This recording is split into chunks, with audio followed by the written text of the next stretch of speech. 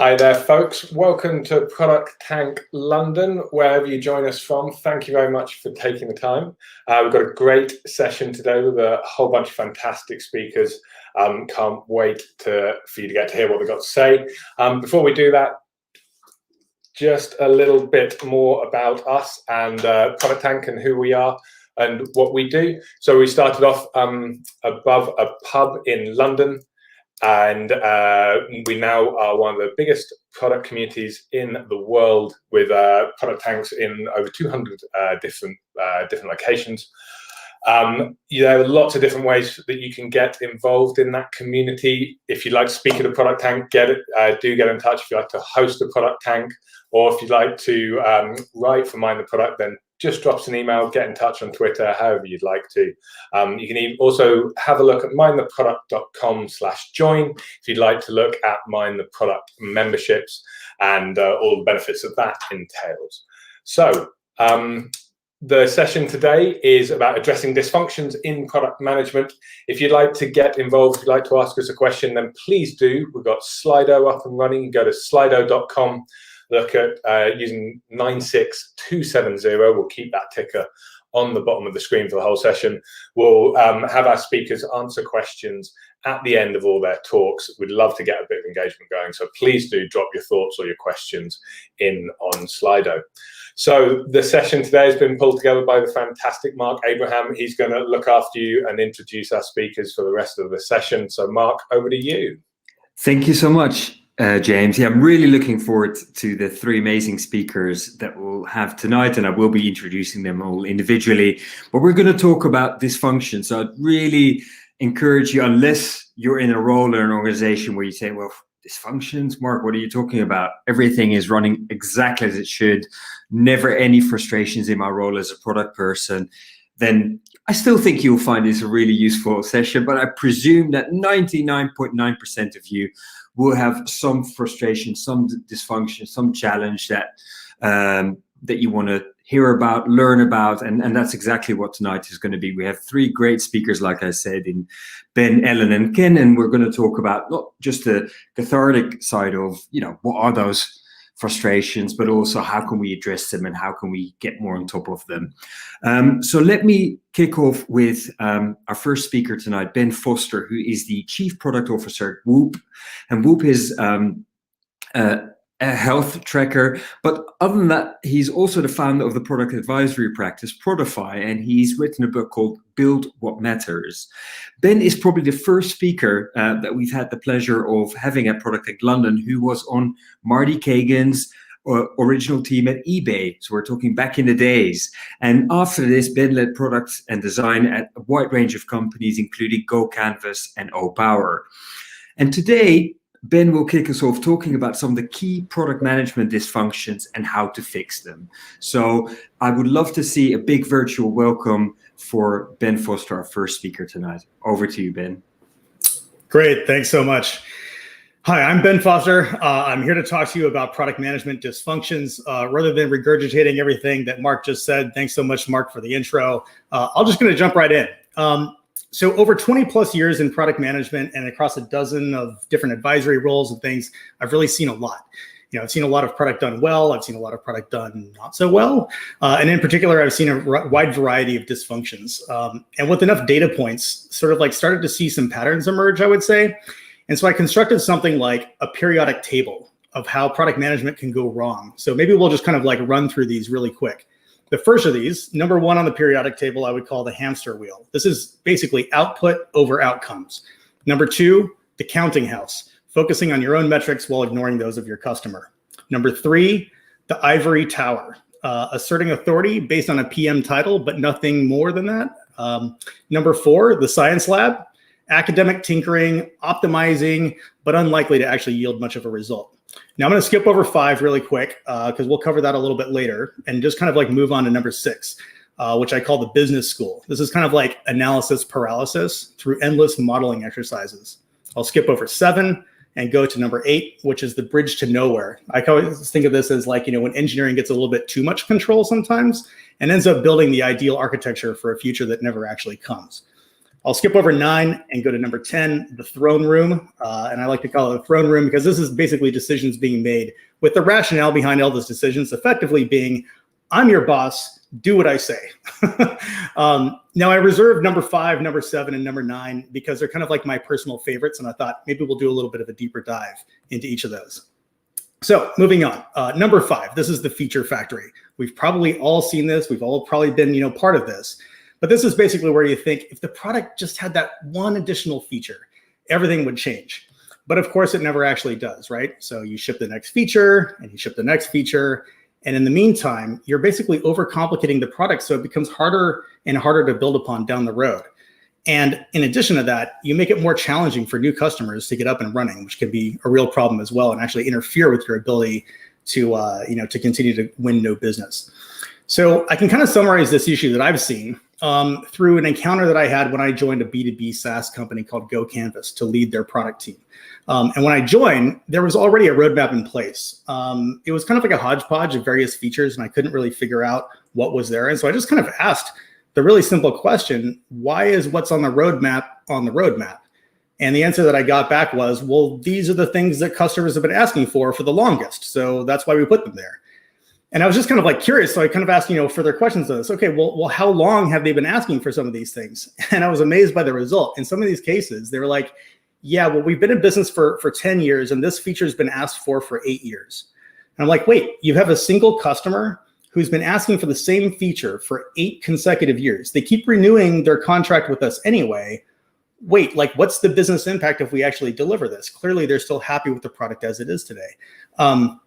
And so while they could always ask for like the next feature, we have to sort of think about what the business impact is going to be. And so you had this situation where the company was effectively doing all these things that customers had asked time and time again. And the gap that had emerged between all the expectations that customers had for the product versus what the product actually did actually grew over time, even though they spent 100% of the capacity basically shipping new features. And in the meantime, we sort of like overcomplicated the product, make it more difficult for customer onboarding. And when that takes place, you end up with this issue where you're actually kind of like making the product worse and customer acquisition costs are rising while lifetime value of a customer is actually going down. And at the end of the day, you're kind of like, why are we actually doing all this product development? And so that's the kind of like dysfunction that I've seen happen quite a few times. And I think it's a really big deal to have to address. The second one that I wanted to cover in deeper dive is number 7. I call this the roller coaster. And I'll kind of like jump into a story directly on this one as well, which is when I worked at a company called O-Power, which was helping energy companies like utilities drive energy efficiency outcomes and better customer engagement. One of the clear missing things that we were trying to deliver to our customers, who were the utilities, was some sort of engagement solution based on social media. And these companies wanted to connect with their consumers or with their customers. And so we sort of had this white label SaaS offering that would help them to do these kinds of things. And we wanted to embed something around social media around this. But like me, I think everybody would kind of agree here, who's really eager to like friend their power company, right? Probably not like super high on everybody's list. So we had an idea for using existing social connections and gamification concepts to drive energy efficiency outcomes for some of these people, which would also drive engagement with their utility. Now, maybe this would have worked and maybe it wouldn't have, but we wanted to be able to fail fast. And so we tested this whole social media idea out. But the way that we did this was we had all these energy efficiency tips on the site, and we basically put a tweet this button next to each one of those. Well, I don't know about you, but I would never, ever click that button. It's sort of like, why would I do that, right? Why would I sort of like waste my time doing this or kind of like, be railed upon by my friends for sharing something like that? It's just, it's like doomed to fail, right? And so of course it failed, and it failed fast. So check the box. Yeah, we have this fail fast mentality, but this is basically a fail fast mentality that gets taken too far. And I think that happens when you forget about the V for viable in the minimum viable product, right? So this is kind of like a situation, I think, where you have an impatient executive team who expects results sort of like right away. They have unrealistic expectations for the kind of outcomes that they're going to see in a short period of time.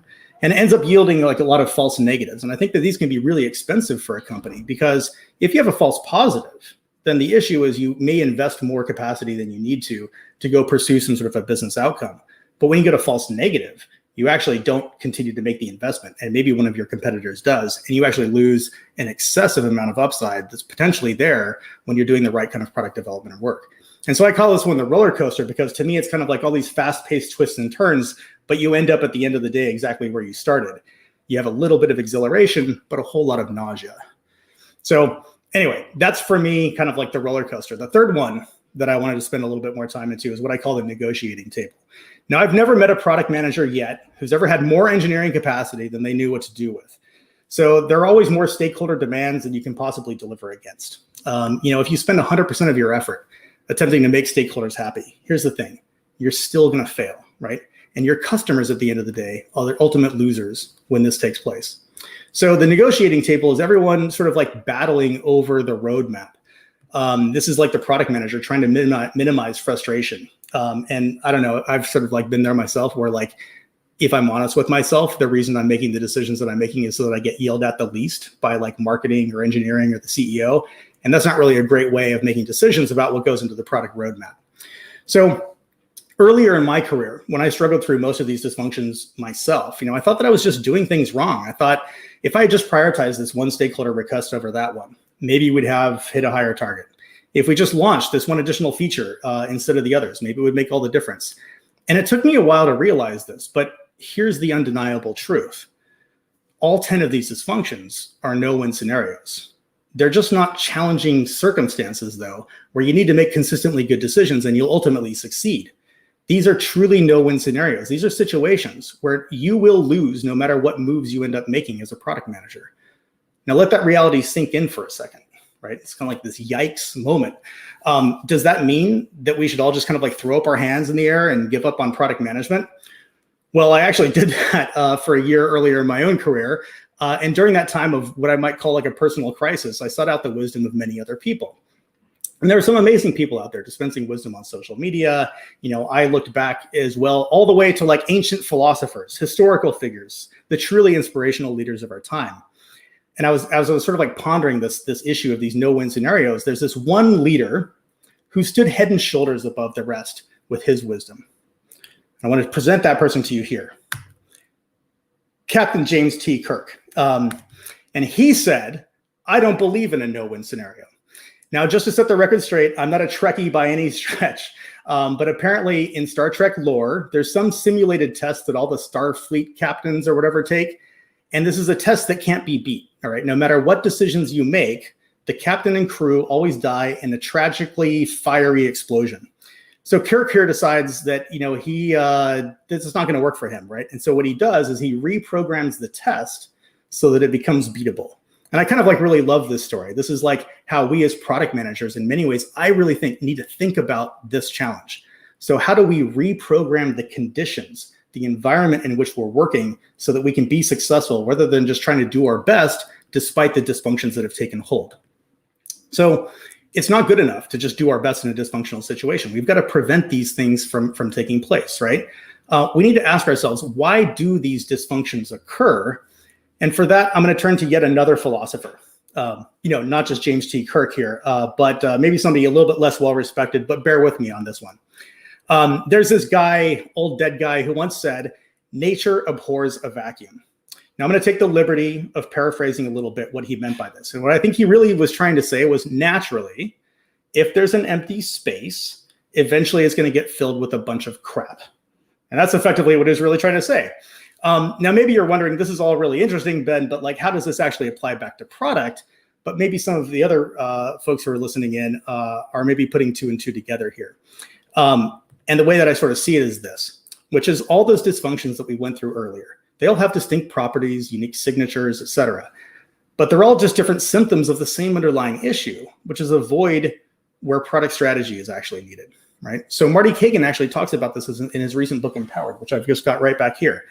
And he remarks on how so many companies he's met with didn't just have bad product strategy, but they literally had no product strategy at all. And in my own consulting, in my own advisory work, I've seen the exact same kind of thing take place. And that's the vacuum that Aristotle is talking about.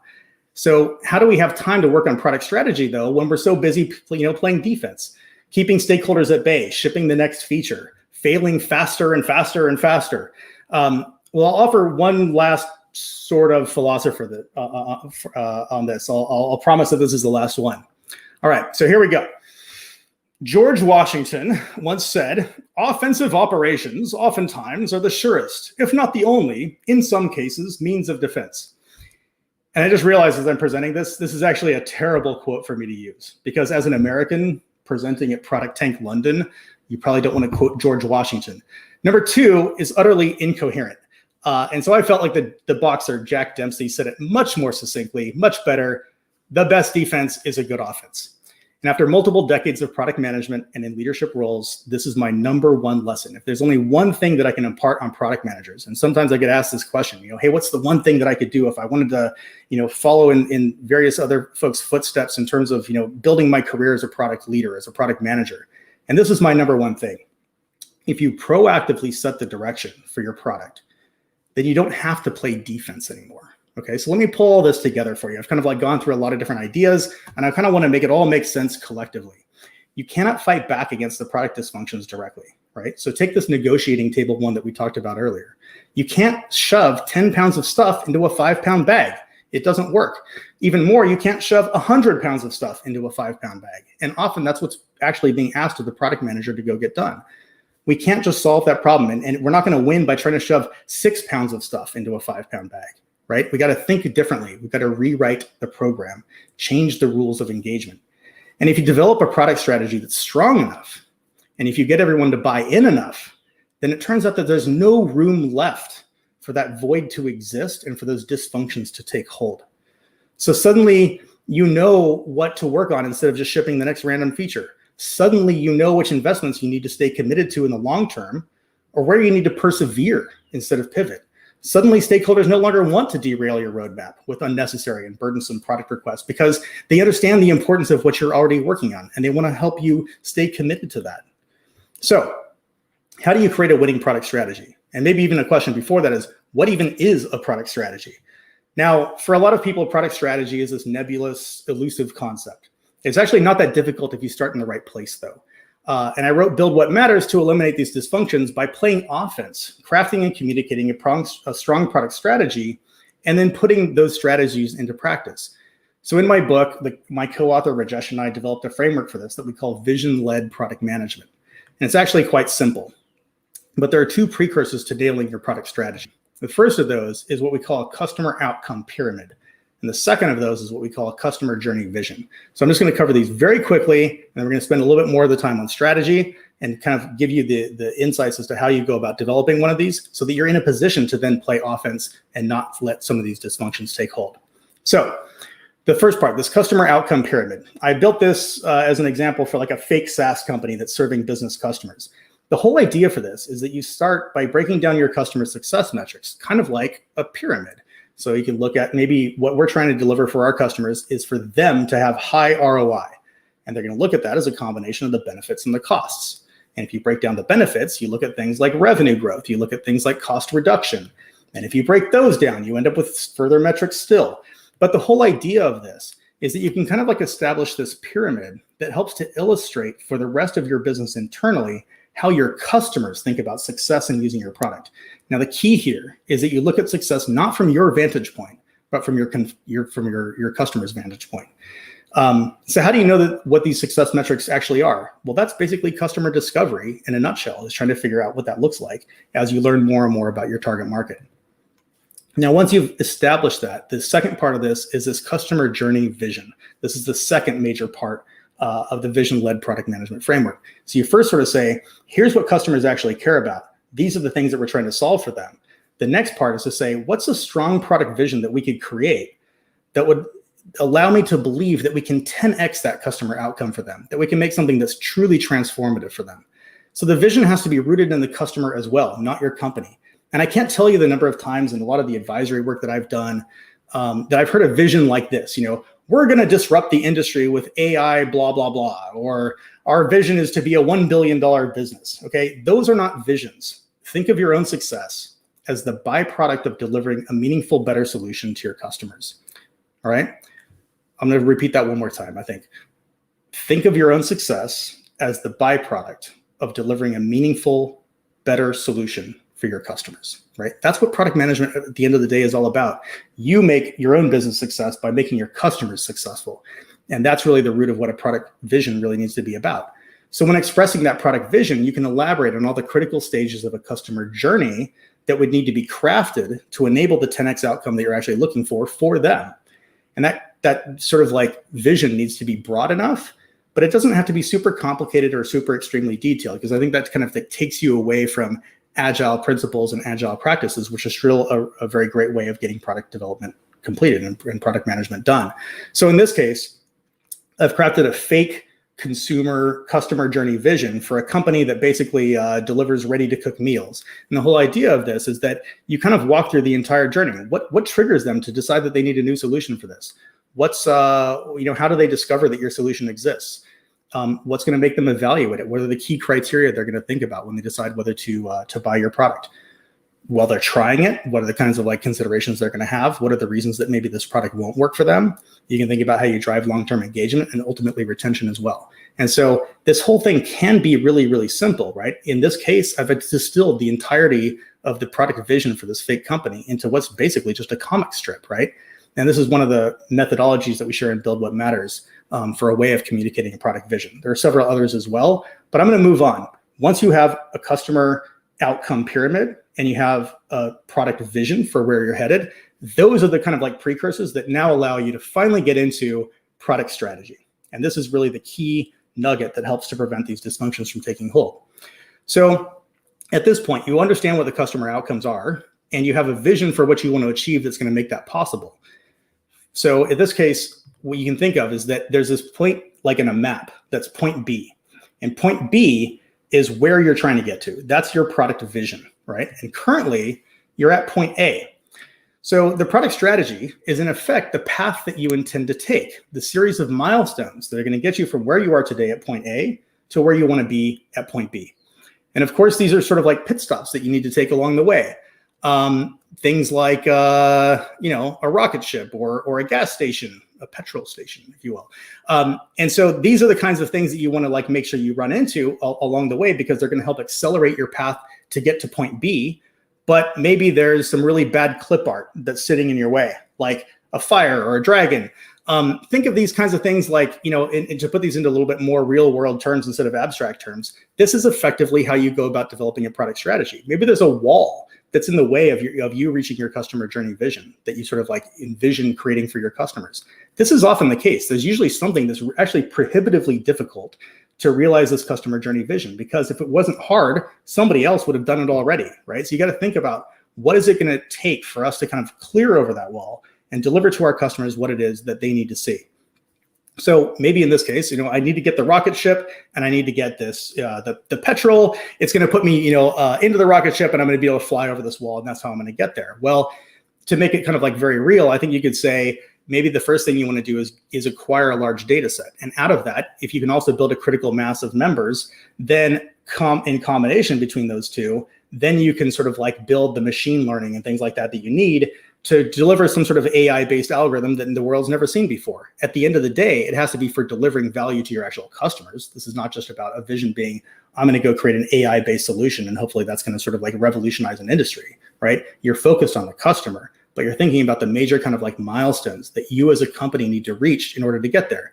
And then of course there are like pitfalls along the way as well, just along the way, just like pit stops. And so, maybe there are compliance constraints, maybe there's a scary competitor, et cetera. There's all kinds of things that could block you or kind of like get in your way. And the way that you think about developing a product strategy is you can kind of work your way backwards and say, okay, in order to clear over that wall to actually deliver this customer journey vision, this is the stage that I'm going to have to get to one stop before that. And the stage that I need to get to one stop before that looks like the following. And if I go all the way back to where I am right now, that takes me back to point A. And so now you can kind of like put this back forward at the end of the day. You kind of like start, it's like solving a maze where you start at the end and you kind of work your way back to the beginning. This is sort of like a product strategy, and your roadmap ends up being the first of those major milestones. We're at point A today. Where do we need to get to next? That's the focal point of the product roadmap. Now, the great thing about this is if you can do a good job of not just establishing this, but communicating it across the rest of the company, then again, there's no place for these kind of like dysfunctions to take hold. Suddenly sales isn't asking for the one-off kind of like random feature, because they want you to go build this, because they see that this is not just about product development, doing the work to help kind of like hit the quota this quarter. This is about product development, making it possible for sales to sign up for quotas that would have otherwise been completely impossible 1 or 2 years down the road. So that's the whole idea for this vision-led product management framework. This is the whole idea for how you can put these things together to develop a product strategy and ultimately get away from some of these product dysfunctions. And in case this is a little bit too abstract, I'm going to go ahead and move forward and just give you one clear example that hopefully kind of like illustrates this all for you in London.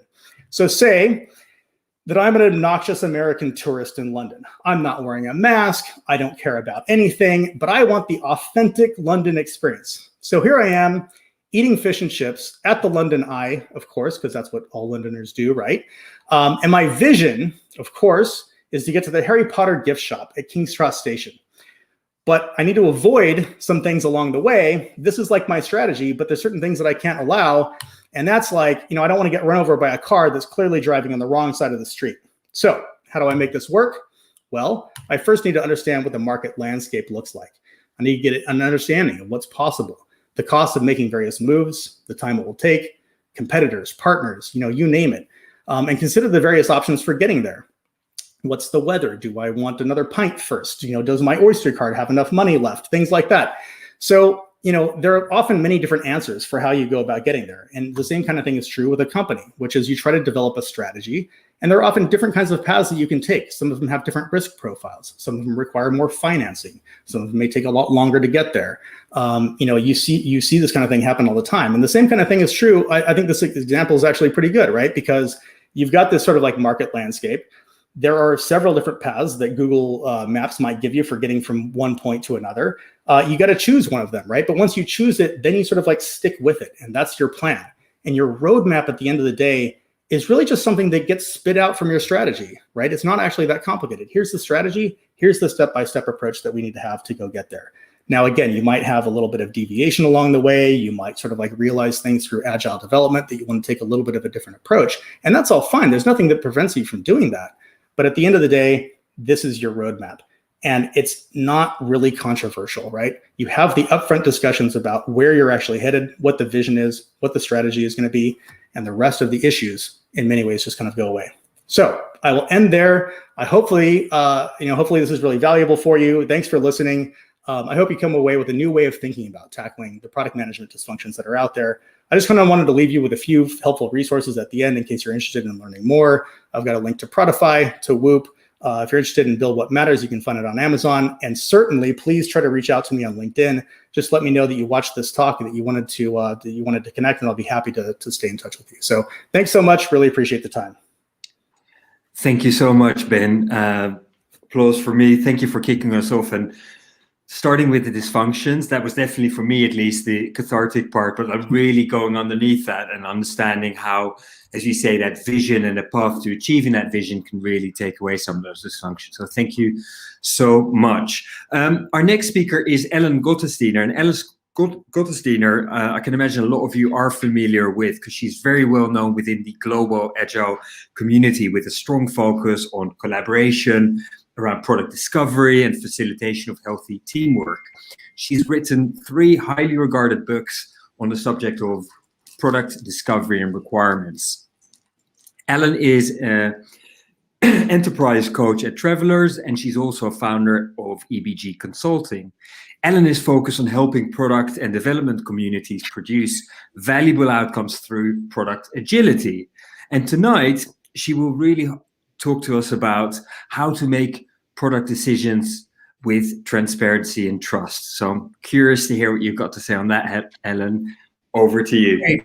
Thank you. Thanks for the introduction. I really appreciate it. And I'm going to touch on something that is very specific, because over many years, I've worked with a lot of different product organizations in many different verticals, products that are internal, external, small, medium, large product organizations. And one of the things that I've observed that really stands out to me is that healthy product decision making, when the culture includes that, that's always an indicator of a healthy product team.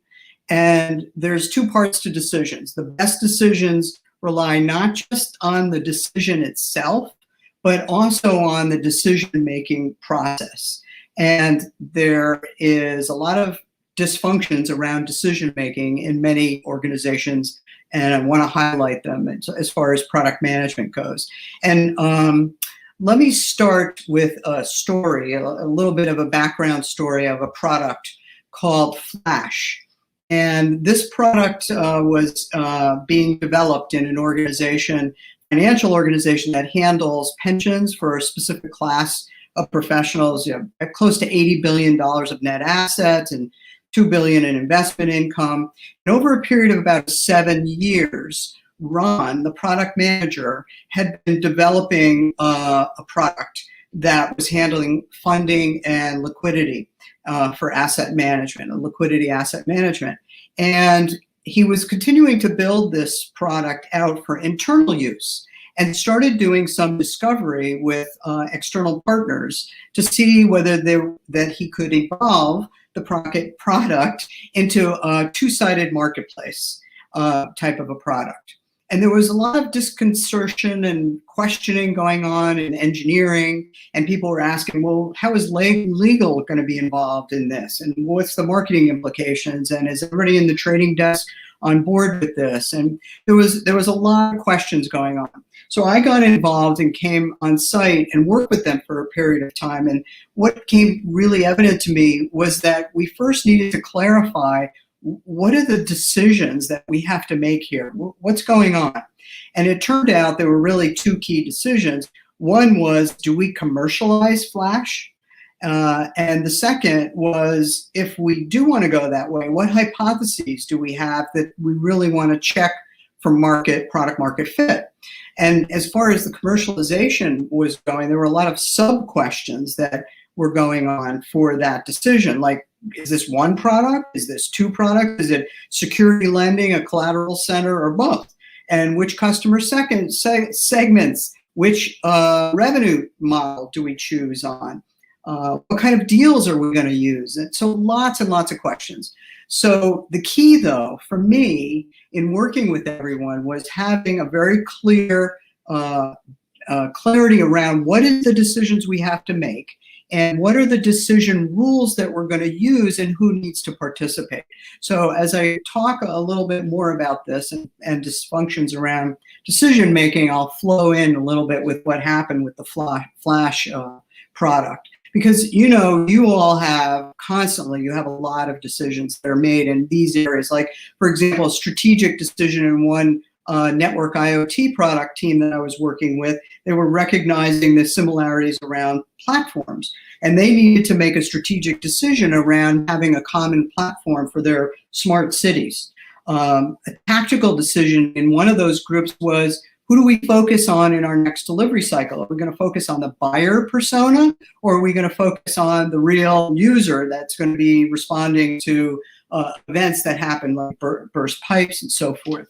Who's our focus going to be? You could have decisions around discovery, for example, what customer outcome metrics are you going to focus on? And delivery, there's a big one that a lot of you probably suffer from, is what technical debt do I invest in? So there's a plethora of decisions that we're dealing with. And sometimes you can have a problem if you make your decisions too late. That's one of the traps and pitfalls. And I want to touch on some of these other ones. Here's an example of what happens if you're a little bit late, this little cartoon.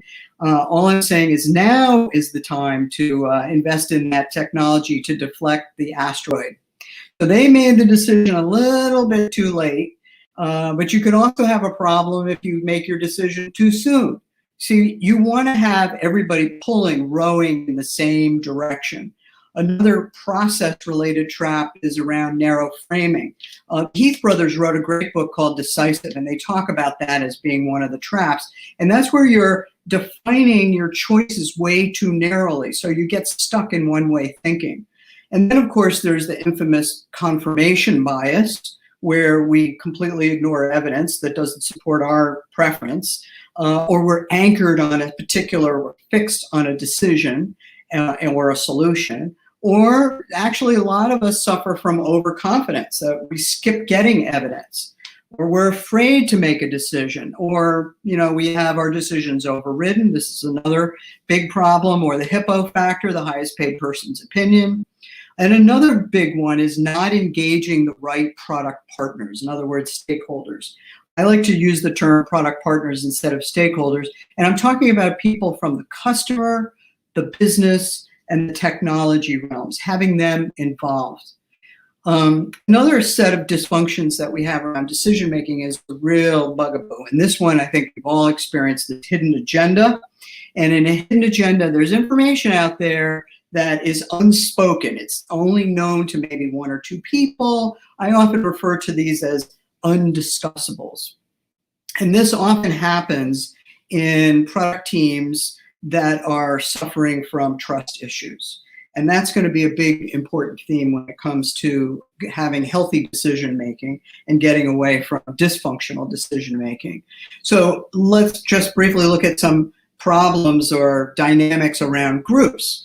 In addition to hidden agendas, this is a small thing but can have a big impact in conversations around language. I mean, I've been in conversations, product conversations, where people don't even have the same definition of who the customer is. They're throwing the word customer around, and some people mean the buyer, and some people mean the user, and in a B2B2C, which I'm working on with right now a lot, they're talking about of the business customer, the buyer, the agent, or is it the end payer of the customer?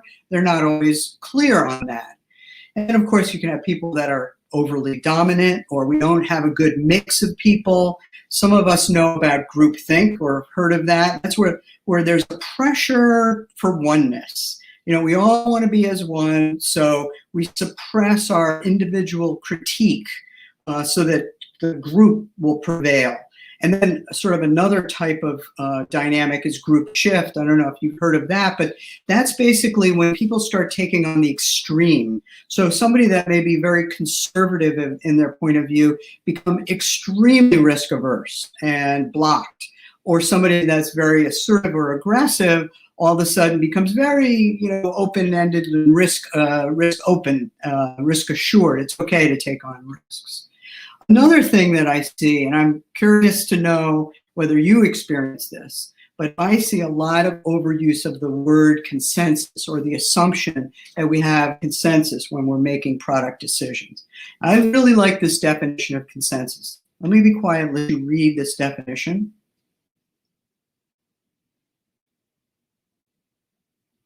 So I really like this definition, partially because it talks about legitimate concerns of individuals. And what does that mean? Well, the authors are talking about with legitimate concerns when the consequences of a proposal, an option that we might be taking, could adversely affect the organization or common good, or which may be in conflict with the purpose or values of the group.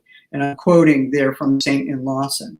Right? So this is not, oh, on my pizza, I want hamburger versus pepperoni. No. This is much deeper than that. This is where we have a state of mutual agreement, where it's solidarity, and it's something that has high stakes. That's important. And we need to involve the members of the group, who are, the people obviously affected by the decision, implement it, and support the decision. The thing is that I've seen in a lot of product organizations where they say, well, we want to have product person say, well, we want to have consensus. I think I have consensus from the group.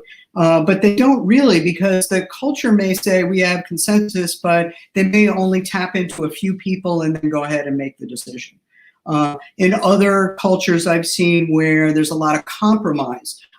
This is the negotiating table that Ben was talking about a few minutes ago, and compromising where there's a win-lose situation, which often ends up being a lose-lose. So consensus is a lovely word. It's really quite wonderful. It sounds nice, let's hold hands and dance by the fire, but in truth, in a business setting, it often is not practical, because we have to move at the state of the business, and consensus really does take time. And the other thing is that if you're always looking for consensus as a product person, you're being disempowered from being in charge of making a choice, but at the same time being informed and learning from the group. So there is a better way. And it's actually quite obvious to all of us, and it's using collaborative decision making. We know from research participation works. I think one of the most interesting studies in this area was one made by this guy named Paul Nutt, and he actually wrote a book about decision making. And he studied close to 300 strategic decisions. And what he studied was the decision making style that the leader used and the longevity of the decision. So it was a longitudinal study. Now, what he found was when the leader used an edict, do it this way, the throne room that Ben was referring to, or tries to persuade people, sells them on let's take this decision, the sustainability of the decision was 35 to 45% of the time. So, roughly a third of the time. However, when the leader used a decision style, a participatory decision style, where they tapped into the wisdom of the product ecosystem, those decisions were sustained 80% of the time, and even more so, 90% of the time, when the leader did this. The leader laid out the context. The leader provided the context for where we want to go, like strategy, and delegated actions to the key people that would implement them. So, it's common sense. We all know participatory decisions work, and we really are all in the game when that happens. You get the outcomes that I show here on this slide, and I want to highlight one around trust, because that really is really critical for overcoming this dysfunction. And the RAINAs talk about 3 types of trust. And in contractual trust, it's like you're saying, I'll look out for your interests, you'll look out for my interests, and when things change, we'll talk about it, we'll work it through. Ultimately, we're jointly responsible for the outcomes that we have for the success. Now, when it comes to decision making, when you're transparent about your decision-making process, you're building contractual trust.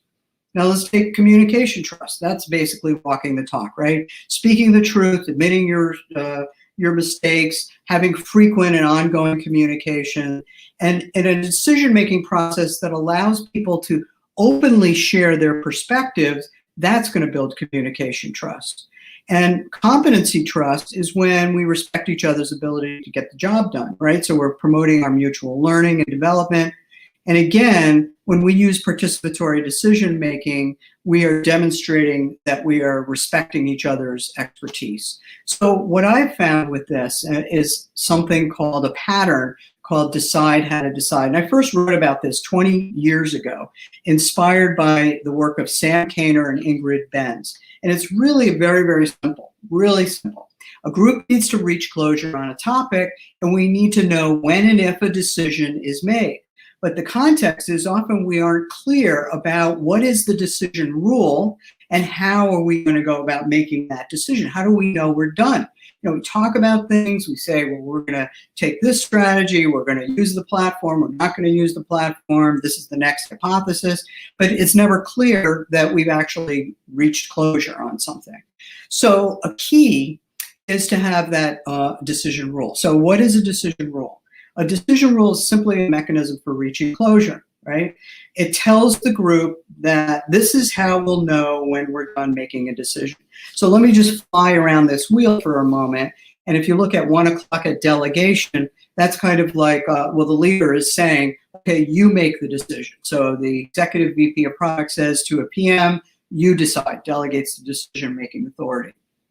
In the decision rule, decision leader decides without discussion. That's kind of the throne room that Ben was referring to. That's the edict. This is what we're going to do, and gets no input from anybody. Negotiation is the win-win, and majority vote, which unfortunately is often a fallback position in some organizations, is not good in a business setting. And what happens here is there's the battle for the votes, for the undecided votes. And also people often in voting, majority voting, some of you may have experienced this where you live, and people often vote not for rational reasons. Spontaneous agreement, oh, let's just do this, which is crazy to do when you have a high-stake decision, which we often do in product management. Arbitrary, eeny, meeny, miny, mo, or I'll pick this one. Now, the two that I want to highlight that are much better are the participatory ones, where the decision leader decides after discussion, pulling together those good people, the stakeholders from the product community, right? Or consensus, which I talked about before, but also warned about the timing aspect of it. But the issue is, well, if I choose something like consensus, or even if I'm the decision leader and I'm getting input, how do I know that I'm going to get, that I have agreement? You know, how do people are on board? And if it's consensus, how do I know that I have consensus? So the other part of this is to use a gradient of agreement. And that's simply a tool to check in on where people are on a proposal. So I endorse it. Let's go for it. I agree. I could support it. This is the 2. I have reservations, which we always give voice to. Or disagree. Go ahead without me. I don't want to be involved. Or a blocking kind of a stand-in that somebody has, sort of like the legitimate concerns that we looked at before. So it's just a mechanism to test. So the whole process is actually very simple. This is the meta process. First, of course, you have to frame what the decision is. It could be a strategic decision, it could be a tactical, whatever it happens to be, and identify the problem and goal and who are the stakeholders and the stakes. And then you decide how to decide. You choose which of those decision rules, and presumably choosing a decision rule that is participatory.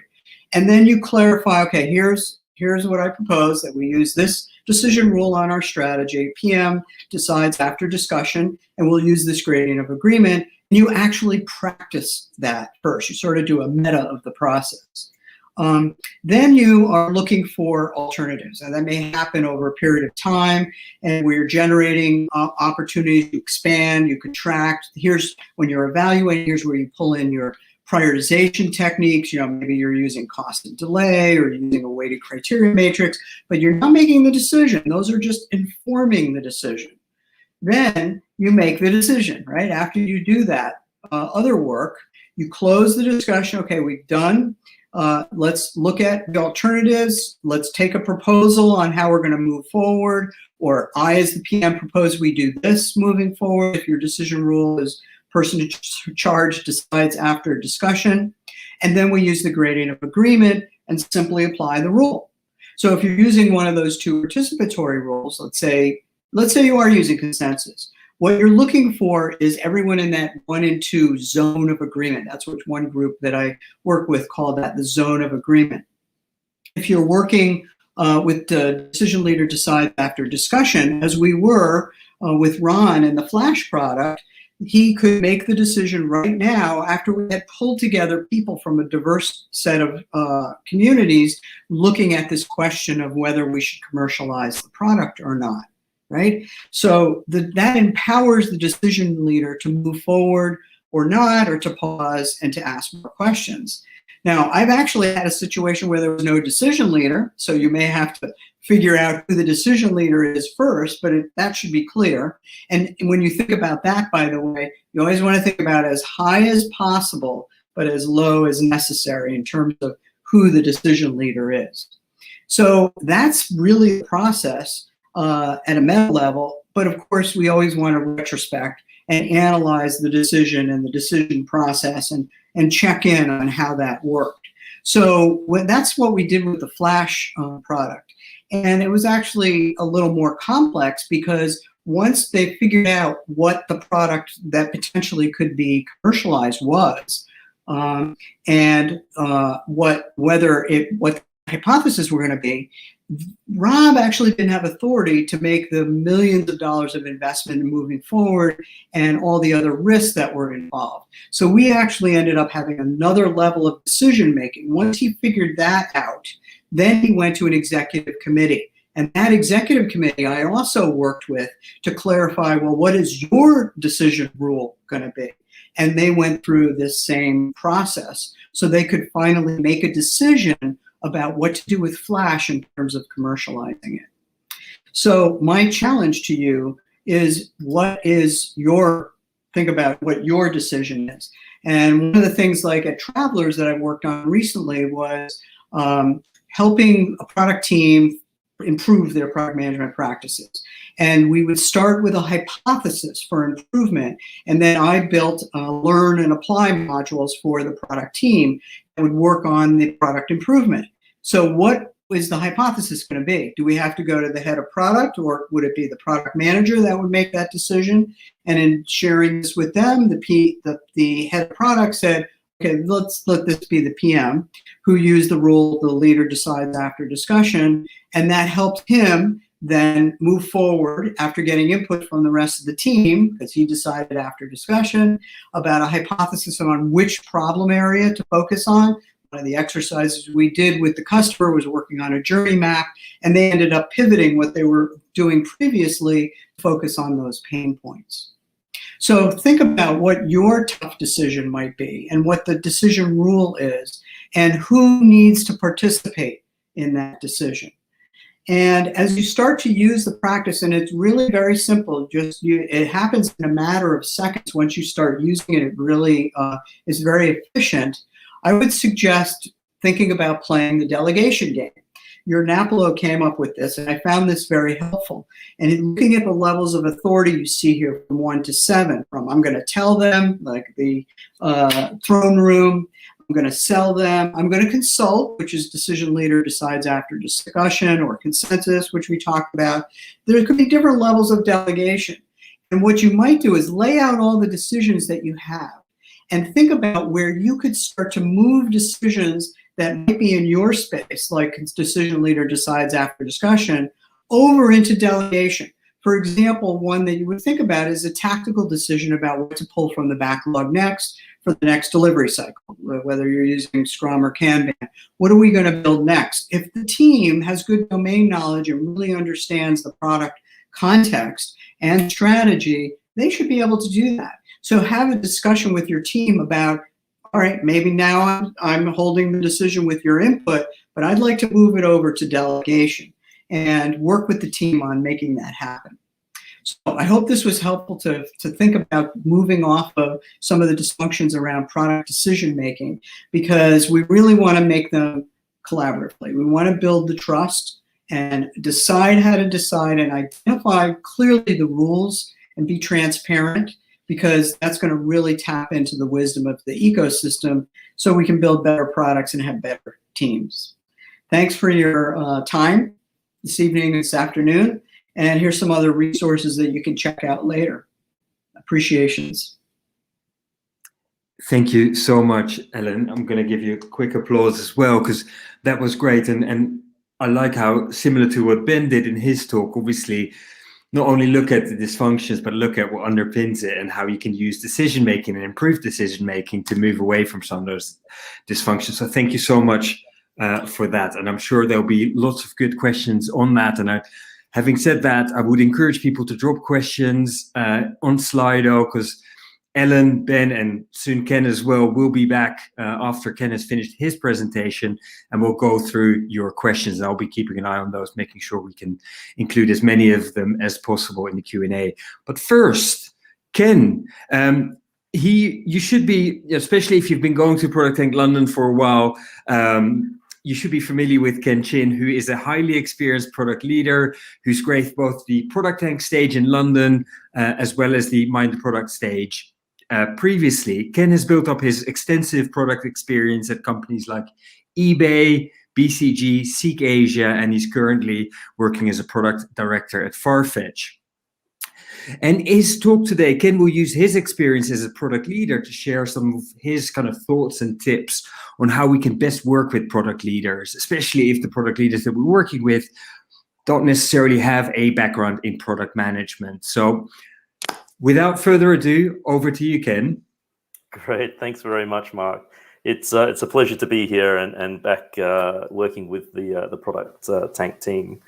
So I've worked in a lot of different organizations, as Mark has mentioned, currently at Farfetch. And I guess I've done some consulting in the past, but I actually prefer to work within organizations. And most of the organizations that I've been in have tended to be larger ones. So that's kind of where my perspective comes from. And I think that there can be dysfunction in any sized organization. But I know that it scales better in larger organizations as well. And so let me start with a reality for many product managers. Okay, so the unfortunate reality is that the majority of product organizations are not led by people with a product management background. Maybe they're an entrepreneur, maybe they come from a business management background or marketing or some other function, maybe they come from consulting or private equity, right? And so quite often the leadership of an organization will create an environment which might not be ideal for product managers and the way that we think about solving customer problems. And so that environment actually is extremely important, and it can become, at the very extreme, it can become very toxic for product managers. And in many situations, it's just simply dysfunctional. So let me start with another quote as well. So this is from B.F. Skinner. He's quite a well-renowned behavioral psychologist from the late 50s, I think. But he said, in the traditional view, a person is free. He is autonomous in the sense that his behavior is uncaused. He can therefore be held responsible for what he does and justly punished if he offends. That view, together with its associated practices, must be re-examined when a scientific analysis reveals unsuspected controlling relations between behavior and environment. And it's that last piece of the sentence that I really want to focus on, the unsuspected controlling relations between behavior and environment. And essentially, this is the kind of the source of a lot of dysfunction within organizations. It's actually the environment in which we operate that creates some of that dysfunction. And so I'm going to walk through 3 examples that I've come across at different levels of product management. So you've got dysfunction that happens at the strategy stage, at the planning stage, and at the execution stage. And I'll give you 3 examples, and I'll dive into them a little bit about how I feel, like, what is the underlying causes. Like any great product manager, you're really looking for the root cause. And so, if you do a 5 whys analysis, you end up trying to figure out, like, what's the underlying behavior that's causing this. And so, so what do you do with that? Like, how do you actually start to influence your leaders to adopt a different way of working if they don't have that kind of product management background? So let me start with the first example, which is around strategy. And what I'm going to talk about is the unintended consequences of strategic alignment, right? When you think about strategy, it's extremely important. It's extremely important. And alignment behind that strategy is extremely important if you're going to be effectively able to deliver and execute on that strategy. But at the same time, there's often an overcommitment to the strategy in which key assumptions and key risks are overlooked. Maybe your resources are like fully committed to this strategy, and product roadmaps are locked in. And it can get to the point where it actually becomes potentially dangerous for leaders or even individual contributors to challenge the strategy. And this is something that was mentioned earlier. It actually is a form of groupthink. And so groupthink is a psychological phenomenon that occurs within a group of people in which the desire for harmony or conformity in the group results in an irrational or dysfunctional decision-making outcome. So I just grabbed that from Wikipedia. And an example of this is the Challenger disaster, right, from '86, in which a lot of people sort of kept going because there was so much pressure to launch this shuttle. Another example that's widely referred to is the Bay of Pigs, in which the US invaded Cuba, and basically everything just went wrong from there. And so what happens if the strategy or the execution of that strategy turns out to be wrong? Like, how do you deal with that? And so I think one of the key ways of influencing your leaders is to have a conversation with them about risk. Most leaders don't really get agile they may or may not get lean startup kind of principles. But if you talk to them about risk, they'll start to figure that out. And if you've read Marty Kagan's book and some of his work, he clearly identifies 4 types of risk in terms of product management. The first one is value risk. Do customers want it? There's usability risk. Can users use it? Feasibility risk. Can we build it? And viability risk. Will the business survive? And I've highlighted the value risk as the biggest one, because really, I think this is the one that most organizations get stuck on the most and make the most errors around decision-making around value, particularly if the strategy makes a lot of assumptions about how we deliver value, but hasn't really kind of proven whether that is going to be true or not. And so one way of influencing your leaders is to talk to them about how do we manage risk, and can we manage risk by doing things like customer discovery and product discovery? Can we start to adopt some lean startup principles, such as experimentation, doing things early and testing early, and doing some prototyping to actually verify whether these assumptions in the strategy are true or not? And so, that's kind of the first example. The second example that I wanted to cover occurs during planning. And it's the way that many people do planning in a lot of different organizations. And the analogy that people often use is the big rock analogy. And so they take this approach when it comes to prioritization of the product roadmap as well. Now, many of you have heard this analogy before. Essentially, if you've got a jar and you want to shove a whole bunch of rocks in there, if you start with the sand and the pebbles first, the big rocks just won't fit. But if you put the big rocks in first and then you throw in all of the rest of the sand and the pebbles, then everything fits into the capacity of that jar. And that's great when you're thinking about prioritization, but unfortunately, it's completely wrong. It's the wrong way to think about organizations that are dynamic and complex, because this is a very simplified snapshot in time, when in reality, organizations are much more dynamic. And so a better analogy that I talk to my leaders about is the highway analogy, right? And so because organizations are dynamic, they're actually delivering value continuously. They have a fixed capacity, which is the number of lanes that you have, or the number of teams that are in the product organization. And some vehicles are more important than others, right? So some vehicles need to move faster. Maybe you've got an ambulance or a fire truck that needs to get down the highway. And so everyone understands that they need to pull over, get out of that lane, so that these priority vehicles can move fast. But unfortunately, what you get is overcommitted roadmaps, because people take this big rocks approach to it. And if you do that, essentially what you get is a massive traffic jam, right? You get overcommitted product roadmaps. And essentially, this is the big rock mentality of let's shove as many cars onto that highway as possible, and let's fill up all the small little spaces with motorcycles and people walking around until nothing can move.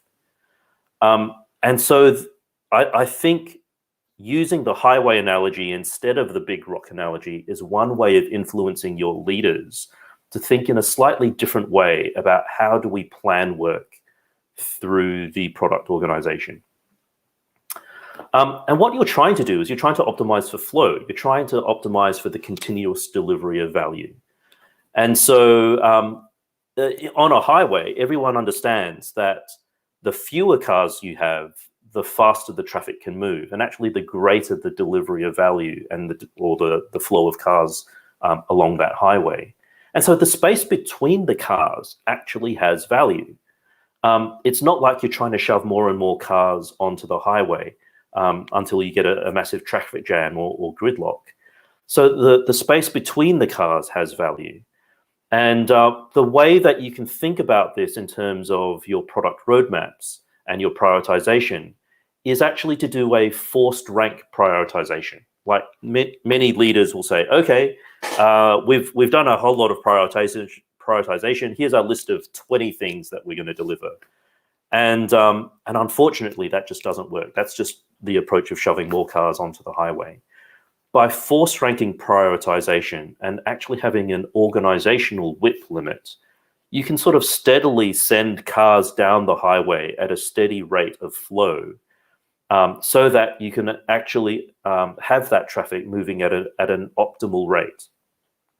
And so what you're trying to do is you're trying to break up these really big vehicles into smaller batch sizes or smaller vehicles so they can move faster. You want to have some uncommitted capacity, which is essentially the space between the cars. And by doing so, you just have fewer dependencies to manage. You don't have cars that are moving slowly, blocking a lane, and causing high priority vehicles to get stuck behind them. And that essentially is what dependencies are. So yeah, this is just another way of thinking about prioritization and road mapping in a slightly different way that your leaders might understand, instead of using the traditional big rocks approach to prioritization and road mapping.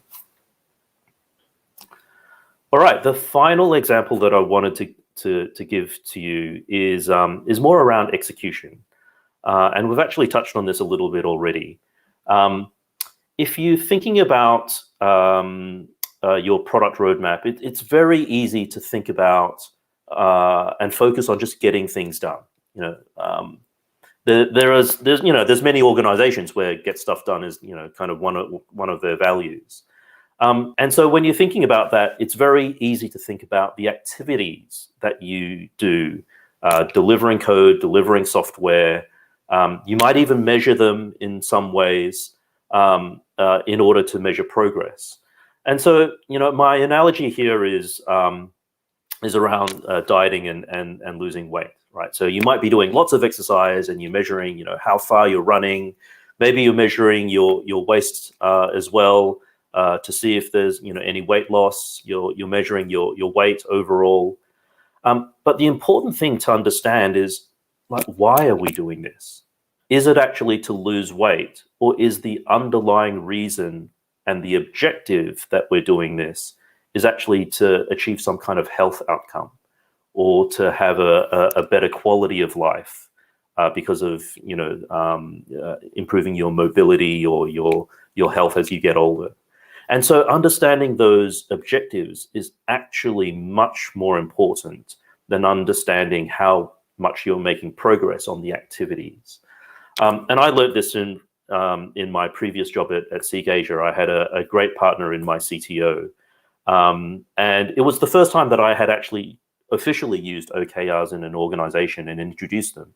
And by doing so, I just learned a lot about how to actually implement OKRs, which is objectives and key results. It's one of the ways that you can help your leaders and your organization in general think beyond just getting stuff done to what actually matters, and choosing the right kind of outcomes. And I think Ben mentioned this in his presentation. There's often a focus on output instead of outcomes. And you might see that in your organization if you've just got a whole roadmap of hundreds of features. Maybe your teams feel like they're a feature factory. They're just pumping out feature after feature after feature. There's a huge amount of focus on delivery dates. There's very little product discovery, if at all.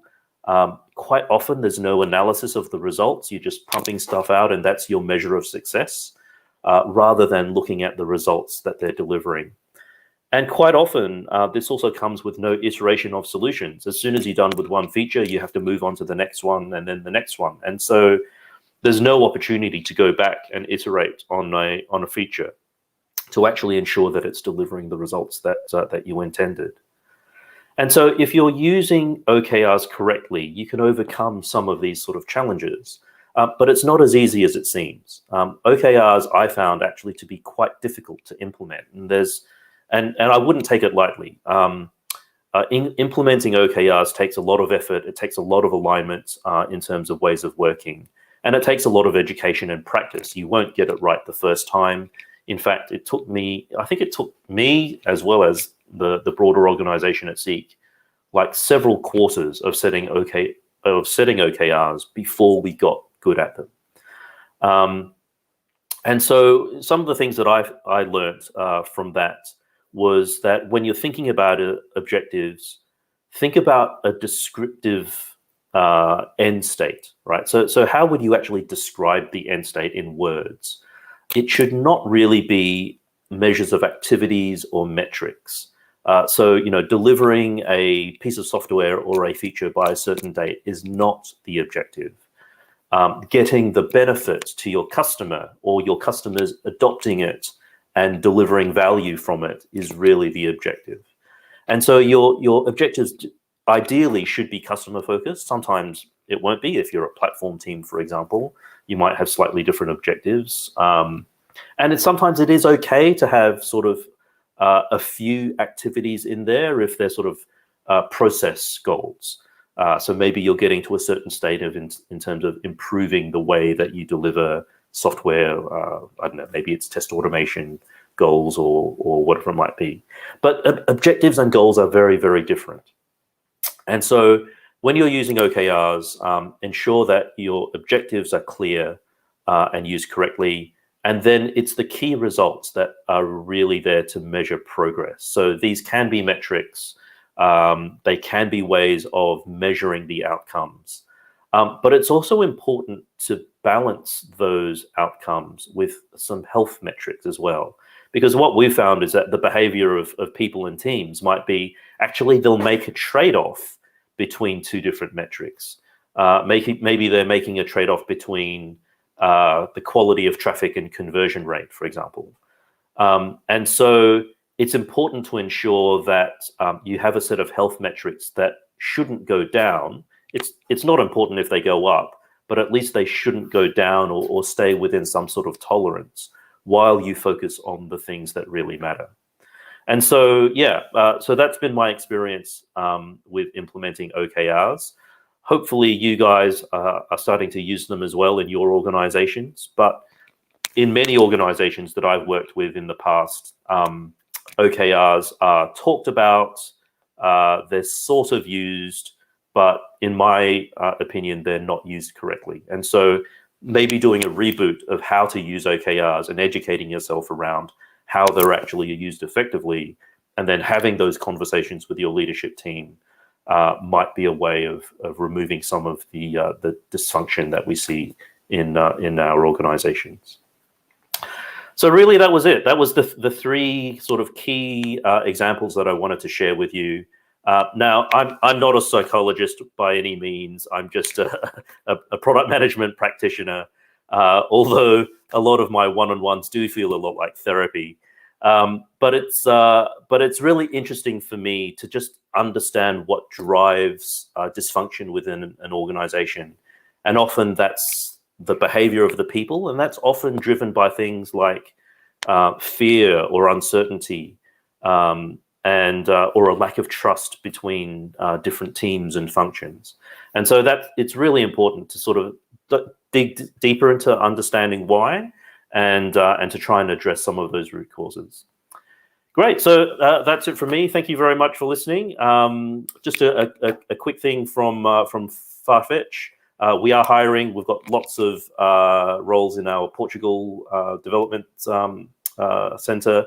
And so, yeah, check out farfetchcareers.com. Great. Thanks very much. Thanks a lot, Ken. Really appreciate that. I love how we talked a lot about kind of tactical things. You focus very much on the kind of behavioral side of things. So we got a real good mix. We talked tonight in the space of 3 talks about decision making. We talked about psychology and that kind of empathy and trust that you talked about. We talked about vision and strategy. So really good mix. And I expect a lot of questions to come through. There's a few already on Slido, and if you can also drop them on YouTube. But I've got a quick question to start us off. Because you talked about a range of dysfunctions and how you deal with them, and given us lots of kind of valuable insights and tips. If you can go, and I know you're still all three of you are still in your 20s, clearly. But if you go back to your younger selves as a product person, knowing what you know now about some of those dysfunctions that you've encountered over the years and ways that worked for you in terms of tackling them, what advice would you give yourself, or what would you say to that younger self? Ben, can I start with you? Sure. Well, I'm still in my 20s, so I don't really know. Yeah. No, I think that I would probably really focus on the one that I talked about in the presentation, which is that the best defense is a good offense. I think that it's so important that as product managers, you set the stage for where the company is going to go. It's very easy to take orders from everybody else. Everybody has an opinion at the company about where the product should be headed, et cetera. And I think it's just so important that you take seriously your responsibility to ensure that the focus of the organization remains on the customer and that your focus remains on the future end state of where the product can really head. Cool. Thank you. Ellen. Well, wow. Yes, and I too in my 20s wouldn't dare give myself some advice. But at this stage, I guess it's around trust. Build trust. Because that really taps into everyone's wisdom, including what wisdom I may have, and how critical that is. I guess that would be it. Amazing. In a nutshell. You. Nice. Thank you. Ken. Well, when I think back to my 20s, I had absolutely no idea what I was doing. And then it wasn't until I joined eBay that completely changed. I actually met other people who knew more than I did, and my learning just absolutely accelerated. And that's really the turning point of my career. So my advice that I would give to you now, if you're early in your product management career, is to optimize your career for learning, right? So seek out organizations and leaders that you can learn from.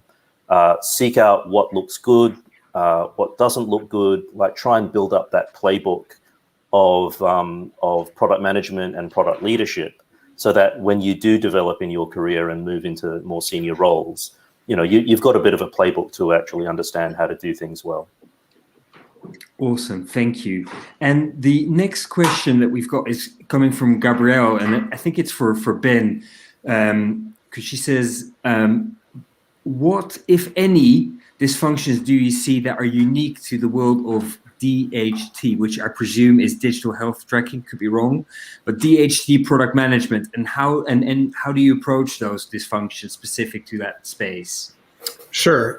Yeah, with digital health tracking, I think that the same dysfunctions apply no matter what kind of company you're talking about. I think the certain ones get amplified. You have a hardware component to the product, and so you can't just change your mind on something later and say, oh, actually we shipped the wrong thing, let's go ahead and change that a month later. You kind of get stuck with some of the hardware that you have, and some of the decisions that you make need to carry forward for sometimes the next year, sometimes the next 5 years, depending on what kind of tools you're talking about.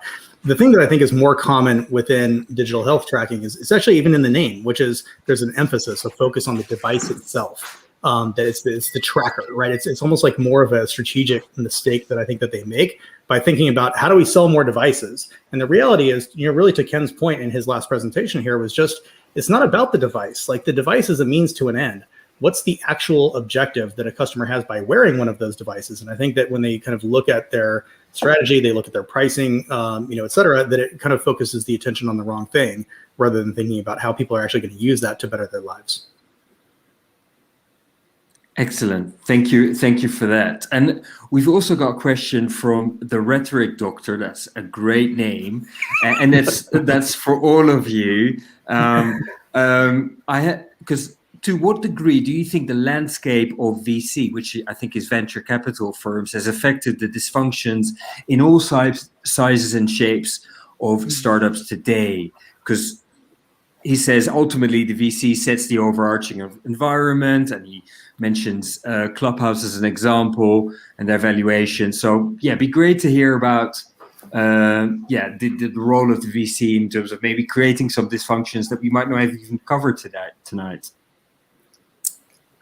Yeah, maybe I can tackle this one first. I've worked with many organizations where senior leaders come from a VC or a private equity background.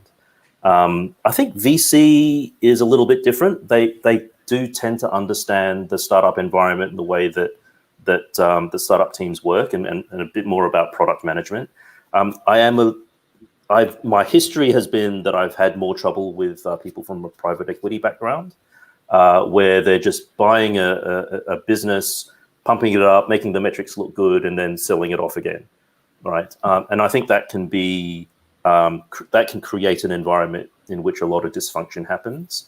And so, yeah, again, I would just take that as an alarm bell, a potential warning sign to stay clear of those organizations. I know that I certainly do. It's one of the things that I actually ask about at interviews. And so, yeah, I personally tend to stay away from those sorts of organizations. Yeah, that's what I was also going to bring up. There's some toxicity there, and the idea is to get out as quickly as possible with as much money as possible, and there isn't necessarily a long-term strategy, and that's not a healthy environment to be in. That's not to say that all VCs operate like that, but I have seen that as well. And if I flip that a little bit, because you touched on a really good point, Ellen, there, that kind of almost that kind of tension, if you like, between long-term and short-term. Mm-hmm. Ben, you were saying before we started the conversation today that obviously at Whoop you're scaling, it's growing like crazy. How do you maintain that balance? And this has got nothing to do necessarily with the VC, but just that kind of, what do we need to do in the short term to just, keep track of the pace, but also, not forgetting about the longer term and the impact on the longer term. I always think about inverting these two. And the first and foremost important thing is to get the right long-term strategy, the right long-term objective, so that you're realizing a vision, because it's very easy to go in a lot of different directions that in the immediate term is going to help you achieve better kind of like outcomes. You could raise prices, for example, right? That's going to increase revenue right away. But what does it do to retention long-term, right? There's a lot of different examples that I could throw at you that describe that same kind of effect.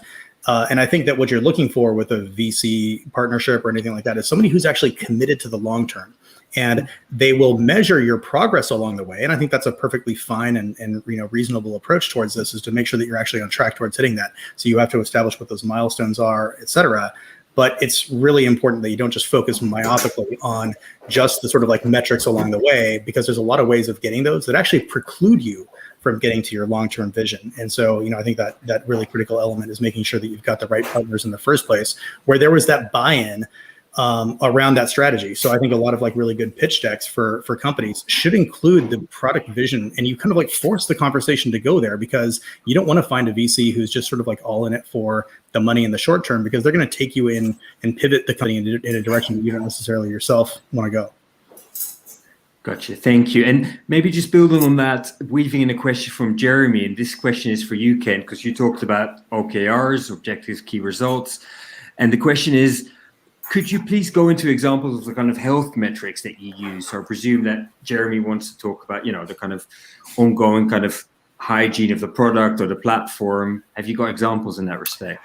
Yeah, sure. So I mean, the example that I mentioned earlier is maybe there's a growth team, right? That's really focused on increasing traffic or conversion rates. But then, are there, if you are increasing traffic, like what is the quality of that traffic, right? And what is the sources of that traffic? So there is a natural trade-off with conversion rates, right? And so if you incentivize them with an OKR to only look at traffic, it's not always a great metric in the first place. Then, will they game that OKR and make trade-offs that are actually negative to the business overall? So that can happen in engineering teams, for example. Maybe they're trading off things like speed versus build quality or test automation or those sorts of metrics as well. Maybe we're pushing out features really quickly, but actually the stability of the platform is not that great. Maybe maybe you're starting to see a reduction in the uptime of the system or things like MTTR, right? So yeah, so those sort of health metrics that keep the team in balance are really important. Thank you for that. And another question, maybe we'll start with Ellen on this one, but I'd like to get all of your views. From Lisa C1, who asks, if you're not in product leadership and have limited authority, what can we do to help influence and address some of the discussions that we discussed today? Ellen, I'm a product manager. I don't feel like can influence the senior leadership at the company, but I see some dysfunctions. What do I do? That's a great question. I think it's asking questions. I mean, I could talk specifically about this if you think about decision rules, and I see that I'm seeing some of that in my current work. And one of the things that I suggest is to ask, what is the problem we're solving here? That is so fundamental to everything, and to be able to do that safely and poke at, instead of solutioning, what the problems are, and then ask a question. Well, how will we know that we've solved the problem? Is another really good question. And of course, I'm interested in the question, going back to the talk I gave, is how are we going to make a decision about this, and who would be involved in making the decision?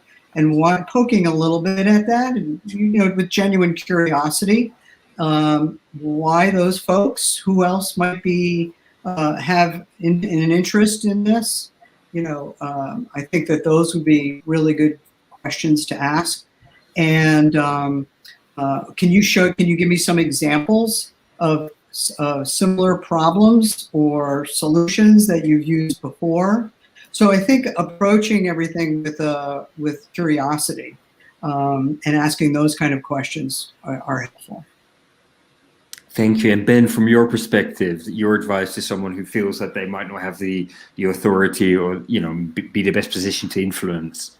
Yeah, I get this question a lot. And I think that my answer is you actually have much more influence than you may realize. I think that if you're responsible as a product manager for one component of a product, it's always a good question to ask your manager who's responsible for something that's broader than that, how they see that component fitting into a larger picture of what it is that they're trying to accomplish. And I think this is very much what Ellen was just saying. But to the degree to which you understand that, then it empowers you to then say, here are ways that I think that we can think even broader about the role that I have in order to achieve some of those metrics, some of those milestones, et cetera.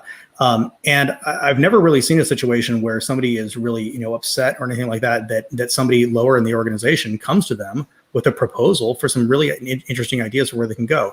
Now, if you try to skip too many steps, yeah, that probably doesn't really work. I think as an individual product manager, you can't say, hey, here's my sense of the vision of the company, but you might be able to, say, hey, here's what I think we could do in this particular arena. Here's some things we're not currently thinking about, some ideas that I have that I wanted to share. And here's how it fits into a larger kind of story. It's not about taking credit for delivering those things. You're actually helping your own manager to succeed. And I think that's one of the things that's also great when it comes to thinking about your own promotions and your kind of career growth within product. Excellent. Thank you. And Ken, your thoughts on that again for product managers to influence. So I'll take a very tactical approach to this, right? So first of all, don't just rant, right? It's never very helpful. But it is important to have, constructive conversations with your managers and your leaders. What I would do first is to actually find some allies, like who else is thinking this way? Who else sees the same dysfunction? How can we start to diagnose this problem? And then have those conversations with your leadership. One of the other technical things that I will often do is I will share YouTube videos or, Mind the Product and Product Talk, Product Tank videos with other people and with other leaders, so that you're sort of borrowing external authority from other people and therefore influencing them, because this is, a well-known industry way of solving a problem. And so if you can sort of use those external sources as leverage, you can start to influence your leadership and in terms of adopting a new way of working. Thank you so much. I'm going to ask one last question very quickly, because I can. As a curator, I'm just going to do it because I'm curious, building on that, and really briefly, is because we talked about influencing and dealing with others, but if, it's easy, I can imagine, to feel overwhelmed by all the dysfunctions, especially if you're in a bad place. We talked about toxic companies, red flags, you ignored the red flags, and there's a lot of dysfunction, and you're just like, it overtakes everything else, right? Have you got any, other than, leave, have you got any other kind of suggestions on how to stay motivated or still find energy or maybe accept some of these dysfunctions? Ben, do you want to start on that one? Sure, I'll jump in. I haven't yet met a company that didn't suffer from 1, 2, 3, of the dysfunctions that I had rattled off earlier. So I think one thing to just kind of keep in mind as well, it's a great goal to set to say, hey, we want to remove these as much as possible. At the end of the day, in many ways, what you're doing is limiting the impact of those dysfunctions, and they're going to be present. You're going to have to sort of work your way through them, and there's a little bit of navigation that has to happen there. So I think that one thing to take solace in is that you're not alone. And sometimes it's very easy to get frustrated at a company that you're at because there's this one thing they just keep doing over and over and over, and it's really frustrating. And you might be tempted to go move to another company because, they're so much better at it. But what you're not finding out until you get there is that there's actually 3 other dysfunctions that they have that are far worse, and you didn't even realize that they were, potentially issues. So I think that, just recognizing that no one's perfect, no company is perfect. We're always on a path of just trying to make it better. And I think just taking solace in that reality is sometimes something that can be really helpful. Thank you. Ellen, any words of wisdom from you? Well, I think for one thing is hopefully you love the product and the customer's problem. So if you focus on, that's really what the work is about, is serving the customer, solving their problem. That's always, that hits your heart. So that's a motivator, I think. Also, where can you celebrate even little tiny successes with your team, with other people? Maybe injecting, if you don't do them already, which if it's a really dysfunctional organization, I'm assuming you don't, injecting ongoing retrospectives of some sort.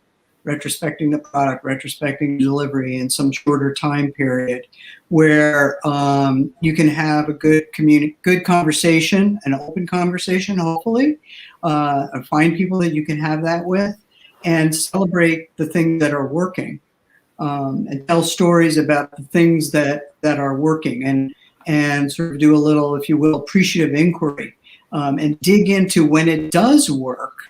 Here's how we're working, and that's really, it's infectious. If you can try to do that. Nice, thank you. And Ken? Yeah, well, one of the things that I've noticed, because I do a lot of coaching with people in other organizations, is that product managers can often feel very isolated, right? Maybe there's only one or just a handful of product managers in an organization. And it's really easy to feel overwhelmed, especially if you don't have a leader who's sort of understanding what some of these dysfunctions are and is being more proactive about changing the situation. And so, one of the things that you can do is to look for community, things like Product Tank, and look for other people that you can talk to, look for other ways of solving these kinds of problems. One of the things that you can also do is to look for an external coach as well, right? If you're not getting that from your internal leadership, then there are many other external coaches out there that can help you and give you some direction. Thank you. Thanks for that, Ken. And thank you, all 3 of you. It was really amazing. And I'm asking the people, just give us a virtual clap. I'm going to start, lead by example and all that. But please put it on YouTube. Thank you so much, because I feel like, in a relatively short space of time, I said it before, we've covered both some of the kind of dysfunctions, some of the underlying causes, but also you shared some really great insights on how to better deal with some of these issues, some of these dysfunctions. So again, thank you so much. And with that, I'm going to close on that. I'm sure people will be in touch with you afterwards, because I'm sure you've given us all a lot of food for thought. But thank you again, and hope to see all of you. Thank you for attending. Hope to see you all at the Product Tank in London next month. Thank you so much. Thanks. Great, thank you. Thank you. Bye.